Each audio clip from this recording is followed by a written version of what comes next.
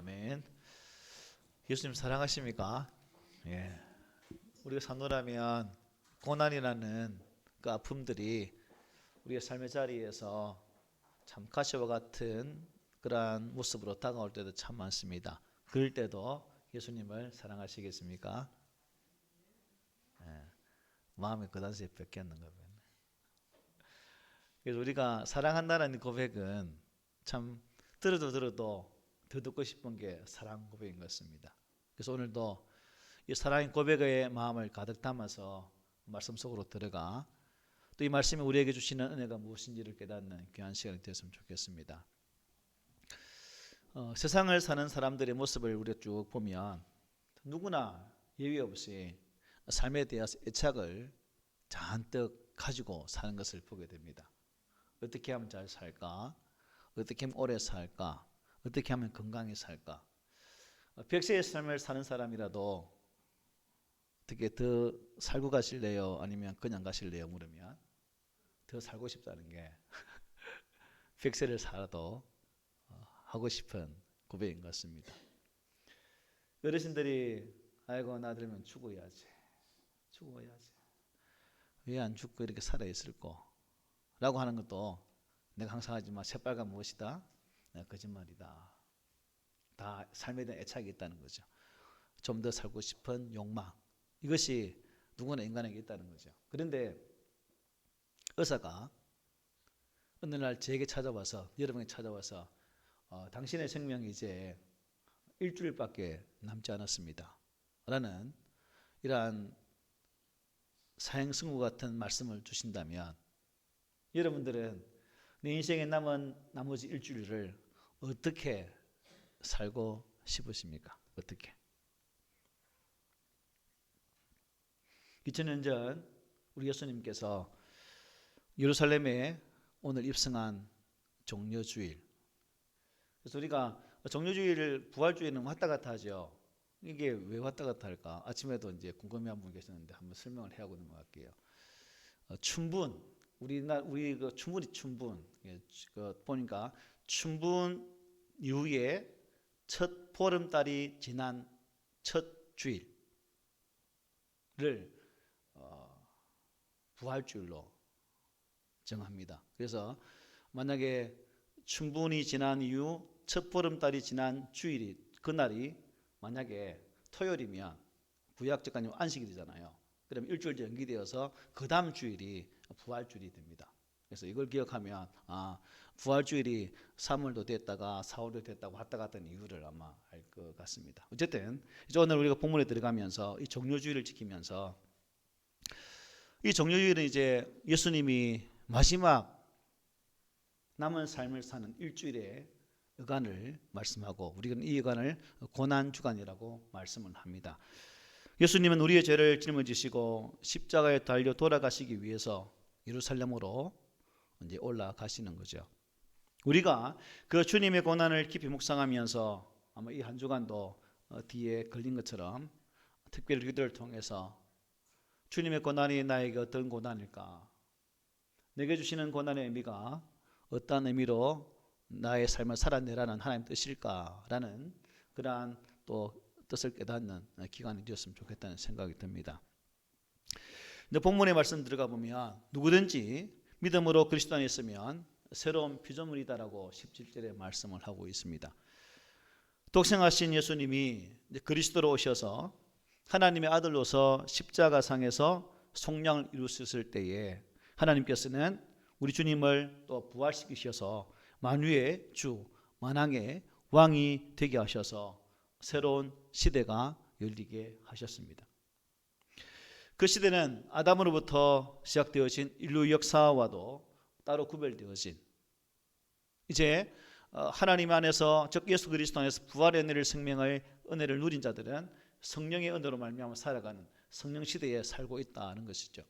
저 여러분들은 예수께서 이제 부활하셔서 하늘나라로 가시면서 우리에게 보내신 그 보혜사 성령님과 함께 신앙생활을 하고 있다는 것입니다. 때문에 내주하시는 성령이 우리 안에 깨달음 주실 때마다 우리는 그 깨달음 앞에 아멘으로 순종해야 될 것이고 또한 그 아멘의 삶이 우리 신앙생활 속에 하나님 보시기 기뻐하시는 삶으로 변화되어지는, 그리고 장차 우리 주님께서 재림하셔서 다시 하늘로 올라가실 그 날을 소망하면서 나 또한 하나님의 거룩한 날에 들어갈 수 있다는 그 확신의 삶으로 우리의 신앙의 삶을 잘 살았으면 좋겠습니다. 예수님이 이 땅에 이제 재림지로 오실 때는 하늘과 땅이 통일되어지는 그런 날입니다. 예수 그리스도 안에서 하나 되어진 그날, 여러분, 과연 나는 어디에 있을까? 당연히 우리의 대답은 하나님의 거룩한 그날, 영광스러운 날에 주님과 함께 거하여 되겠다는 그 고백이 우리의 고백이 되어야 될 줄 믿습니다. 완전히 통일되어질 그날, 남과 북이 통일될 그런 거 말고 하나님 안에서 완전한 구속의 날, 그날을 소망하자는 거죠. 그래서 바울은 에베소서 1장 9절로 10절에서 이렇게 말씀하고 있습니다. 그 뜻의 비밀을 우리에게 알리신 것이요 그의 기뻐하심을 따라 그리스도 안에서 때가 찬 경륜을 위하여 예정하신 것이니 하늘에 있는 것이나 땅에 있는 것이 다 그리스도 안에서 통일되게 하려 하심이라고 말씀하셨습니다. 즉 예수님께서 만유의 주가 되시는 때로부터 하늘과 땅은 이 그리스도 안에서 통일된 상태지만 재림의 때에 어떻게요? 완전한 통일이 이루어져서 하나님 안에서 에덴 동산과 같은 그런 완전한 삶을 살 수 있게 된다는 것입니다. 여러분 그날이 기다려지십니까? 고통도 눈물도 아픔도 죽음도 없는 그야말로 완전한 통일되어진 그 하나님의 나라, 이것이 우리의 삶의 현장에서 항상 소망으로 우리 눈에 밝게 보여지는 삶으로 살아가야 될 줄 믿습니다.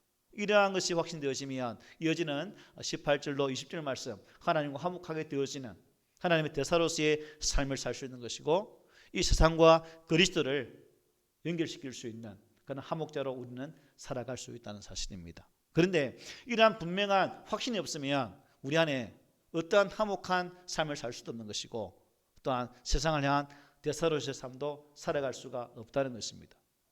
우리 안에, 내 안에 완전한 구원의 소망, 거룩한 하나님 나라에 들어가서 오직 예수 그리스도와 함께 동거하며 살아갈 수 있다는 그 확신 속에서 이 화목된 삶을 살아가는, 또 이 화목된 지책을 잘 감당할 수 있는 저와 여러분들이 되었으면 좋겠습니다.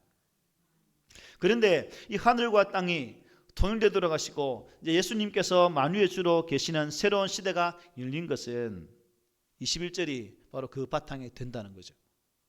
21절이 근본이 되어서 하나님의 거룩한 나라에서 하나님의 은혜로운 삶을 살 수 있는데 이 21절 말씀이 너무나 중요한 거죠.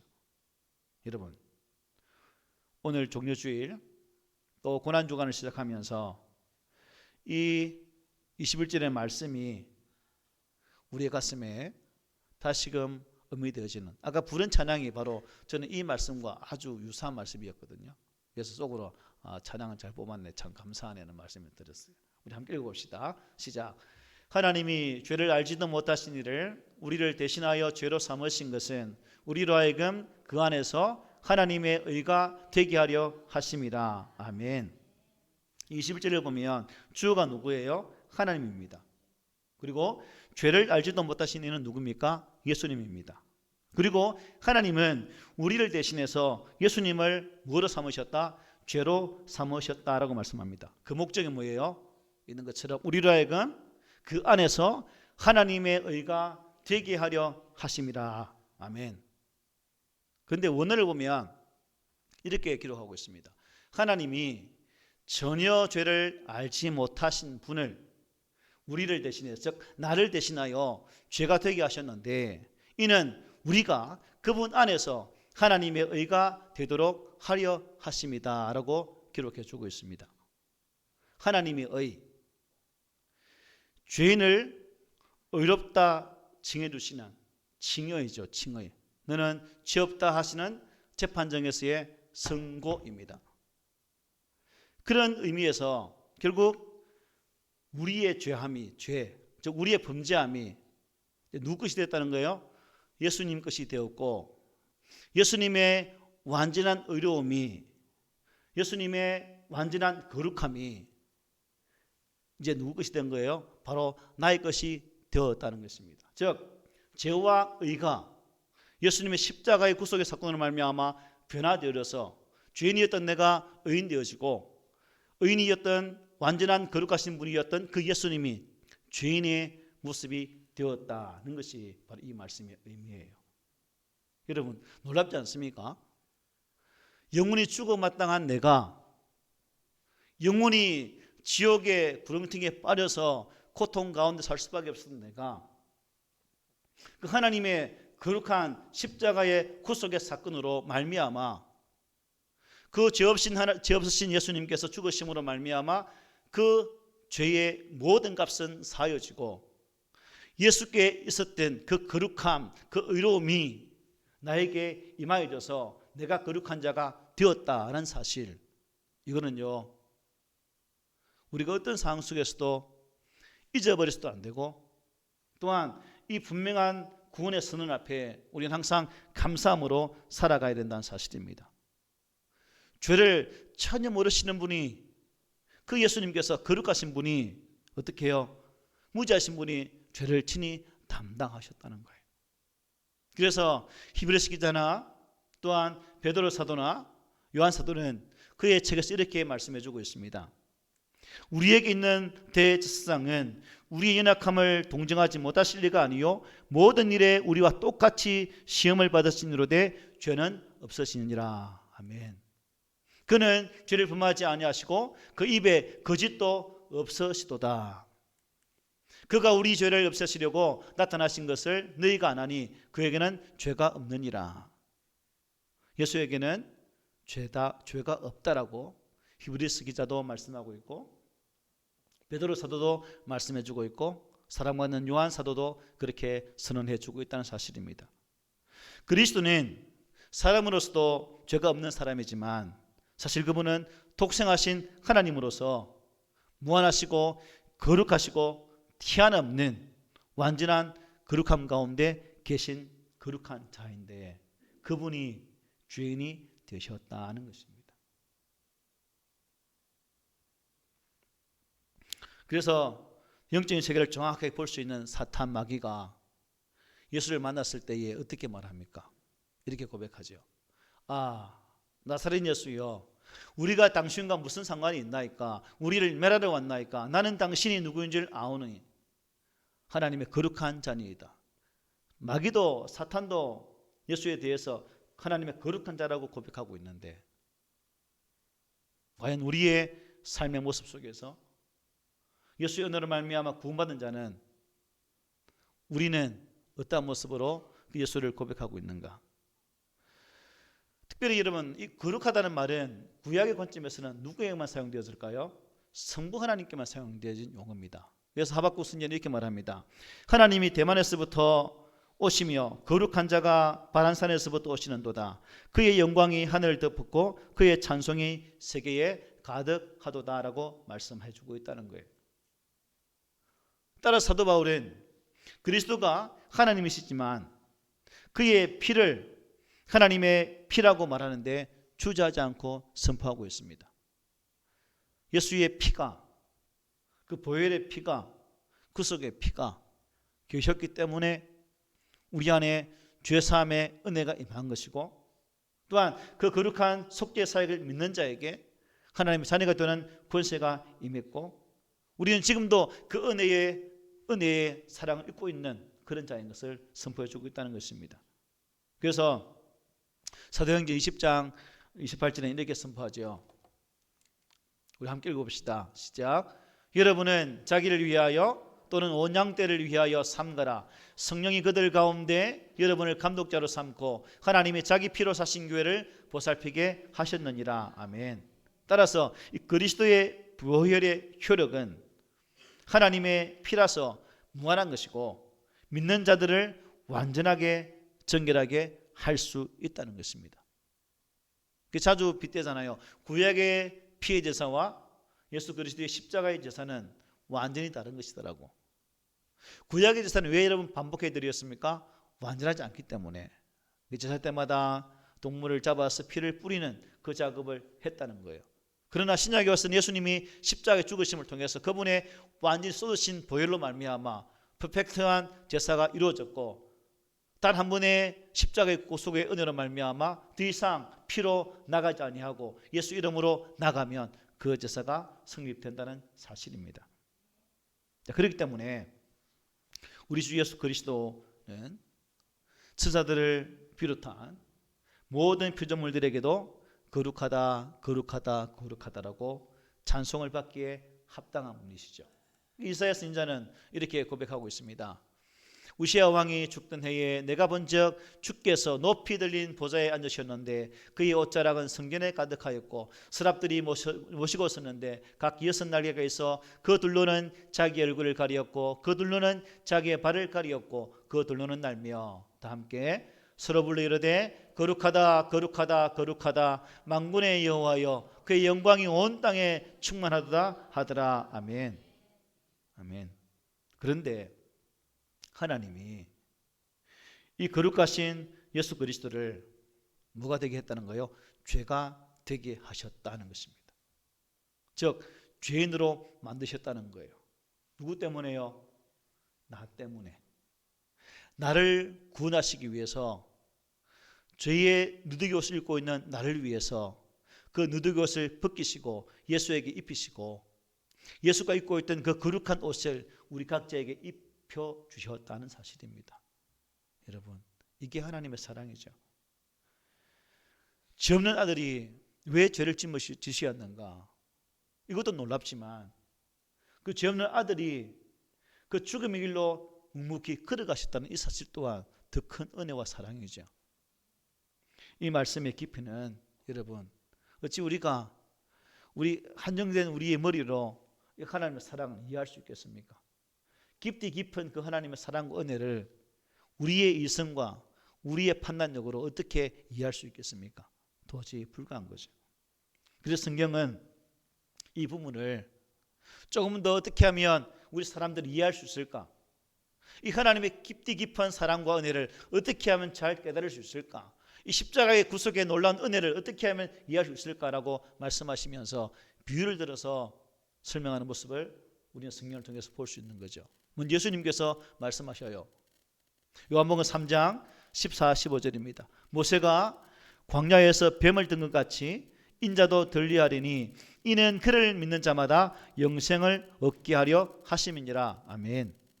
여기 인용되어진 이 말씀은 어디서 빌려왔을까요? 예수님이 민수기 21장 말씀에서 빌려와서 인용하고 우리에게 설명해 주고 있는 말씀이에요.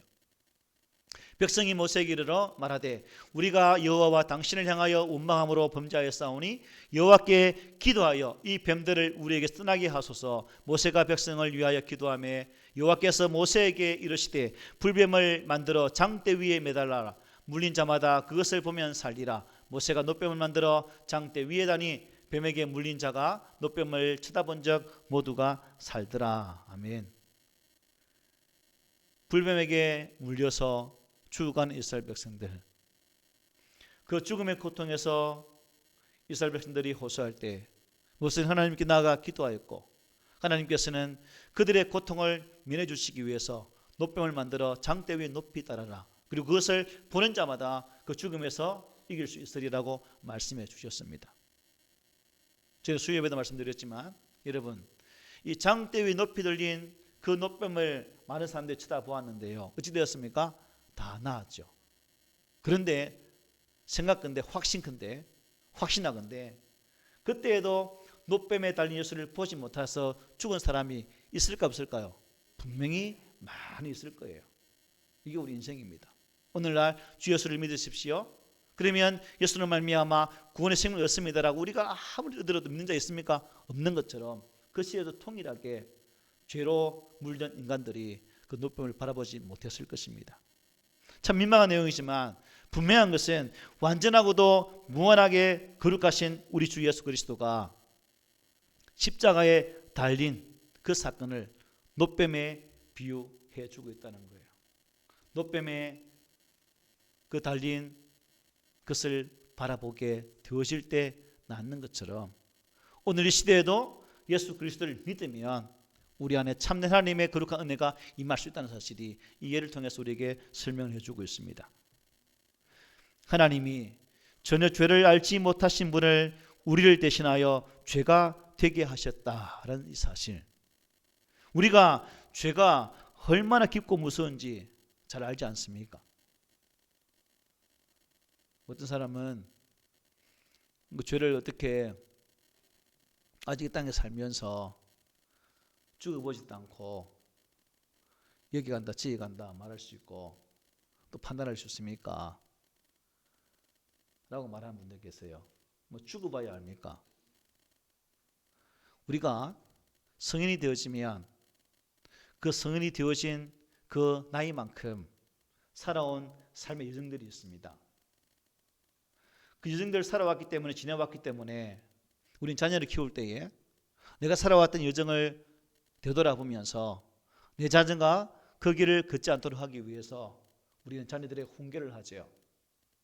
그 훈계를 받으면 그 자녀는 조금이라도 더 빠른 삶의 길을 나갈 수 있는 반면, 이 부모의 훈계를 무시하는 자는 더 많은 고생을 거듭해야 그것을 비로소 깨닫게 된다는 사실. 비단 성경의 말씀을 비추지 보지 않더라도 우리 인생사를 보여서도 분명히 알 수 있지 않습니까? 내가 살아보니까 이렇더라. 그러니까 애들아, 너희들은 이 길을 가지 않았으면 좋겠다라고 말하면 그 속에 순종이 이어지면 얼마나 감사하겠습니까? 그런데 우리가 성경을 통해서 볼 수 있듯이 우리 인간은 이 순종의 삶이 참 힘들다는 것입니다. 힘들더라. 그래서 하나님께서는 수많은 하나님의 사람들을 이 땅에 보내시고 또 보내시고 하나님의 말씀을 보내주셨지만 그들은 여전히 하나님의 말씀을 받지 않았다는 것입니다. 하지만 주님께서는 그 마지막 하나님의 거룩한 목적대로 순종해서 십자가의 죽음의 길로 나오셨다는 사실이죠. 히브리서 기자는 이 사실을 이렇게 증거합니다.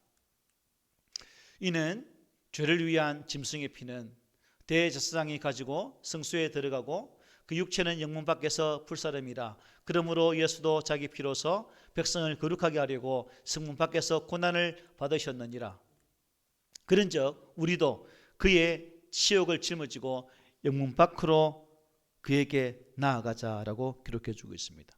이 내용은 레위기 16장의 말씀을 히브리서 기자가 인용해서 기록해 주고 있는 부분이죠. 속죄일에 들으시는 속죄 양과, 즉 아사셀 양에 대해서 말씀해 주고 있는 부분이거든요. 여러분, 아사셀 양 들어보셨습니까? 설명해 드릴게요. 구약 때 이제 속죄 사역의 한 일환이죠. 그래서 죄를 속하길 원하는 사람은 제사장이 명하여서 그 양에게 어떻게 합니까? 안수를 합니다. 즉 죄의 전가를 위해 안수한다는 거죠. 그리고 안수받은 그 아사셀 양은 어디로 떠나게 보냅니까? 광야로 보내지게 됩니다. 그 광야에 보내지면 명수로부터 처참한 죽음을 당하죠. 그럴 때 내 죄가 없어지는 그 모습을 그렇게 그리고 있는 거예요. 어린 양이 갈기갈기 찢기는 그 모습, 죽음을 통해서 내 죄도 없어지는 모습, 그게 십자가의 찢김과 또 연결된다는 겁니다. 그래서 이 속죄제로 피를 흘린 염소는 그 고기와 또한 가죽과 모든 것을 어떻게 돼요?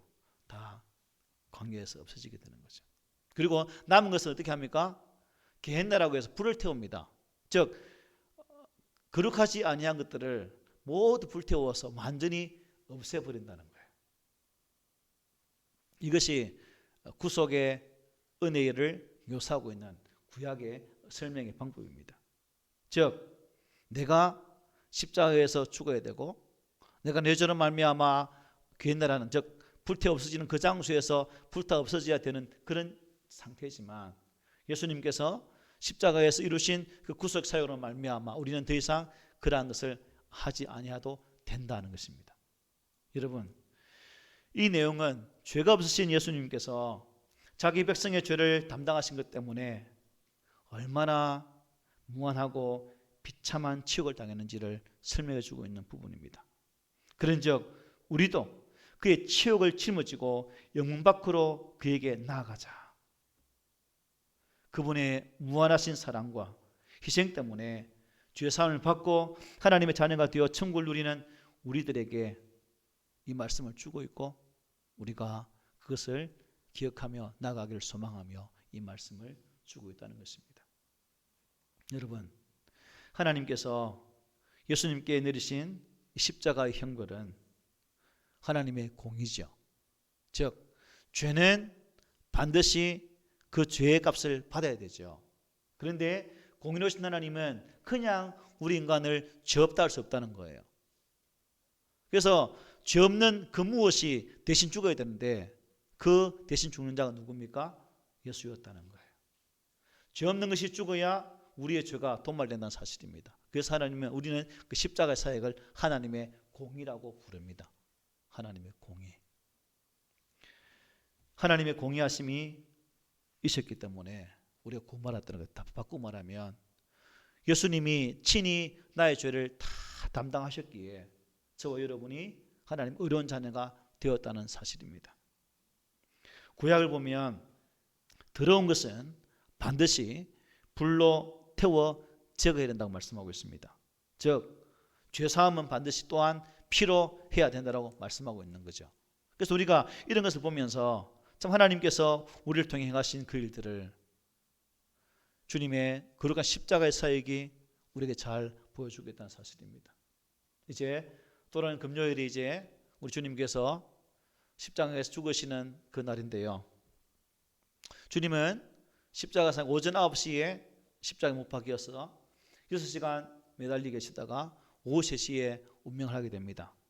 그때 마태복음 기자는 이렇게 기록해 주고 있습니다.